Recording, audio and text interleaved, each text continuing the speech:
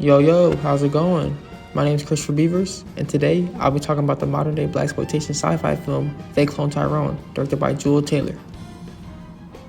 The film is subjected around a pimp, a hoe, and a drug dealer played by Jamie Foxx, Teyonah Parris, and John Boyega, comedically coming together and uncovering a dark government experiment on every African American in America. The movie takes place in a fictional southern town reminiscent of Memphis or the impoverished areas of Atlanta named The Glen. The film takes place in an unspecified time with a mix of the gritty 70s and the hustle and bustle of the 2020s. From perm relaxers that numb your brain to chicken that makes you laugh. As a viewer, you truly begin to think, are we being controlled?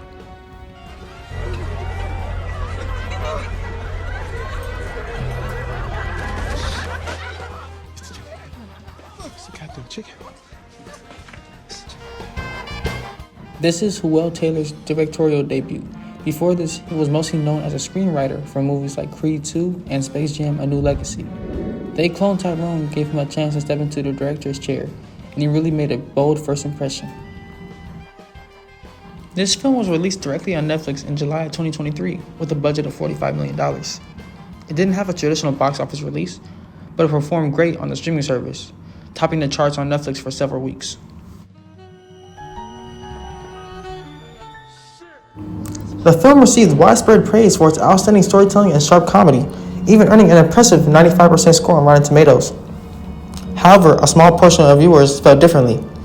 Some critics argue that the film was too on the nose with its references to historical events like the Tuskegee experiment and government conspiracies targeting black communities. Others felt while the film's stylish approach was entertaining, it didn't dive deep enough into the real-world issues it was hinting at. Still, the overwhelming majority agree that Clone Tyrone was both highly entertaining and thought-provoking, solidifying it as one of the most original films of the year 2023. Black culture in the film is portrayed in a way that feels both realistic and exaggerated through stereotypes. Every black character, from the drug dealers to the hoes to the churchgoers and even everyday citizens, stay true to certain familiar images. But the film uses these stereotypes to make viewers think deeper about the things we consume, like the food we eat, the products we use, and the media we listen to. One of the best examples of this is during the church scene. After everyone drinks the purple drink, the music takes over and almost possesses the crowd, forcing them to dance. It's a moment that's both funny and horrifying, showing how easily people can be controlled without even realizing it. Throughout the film, the black culture is shown as our negatives and unwillingness to work together. However, when Jamie Foxx's character, Slick Charles, thoughtfully brings the community together, the evilness of the government is discovered.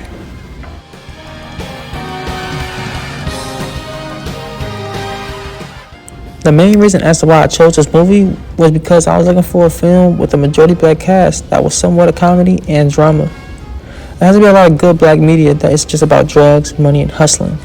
But this film broke my expectations, and when I tell you I was amazed, I'm not lying. After watching this film, I can conclude that Netflix did their big one in producing this masterpiece. I feel they perfectly encapsulated what blaxploitation film would be with the grittiness of the camera, the emphasis of the majority black cast, and the overall morals of the film that make people intellectually plan how to move around a foe. My favorite scene is watching the entire hood come and destroy the lab and finally bringing the twisted government to justice. God forbid that this film is based on reality, because if it is, I hope African Americans come as strong as they did in the film. My name is Kristopher Beavers, and thank you for watching.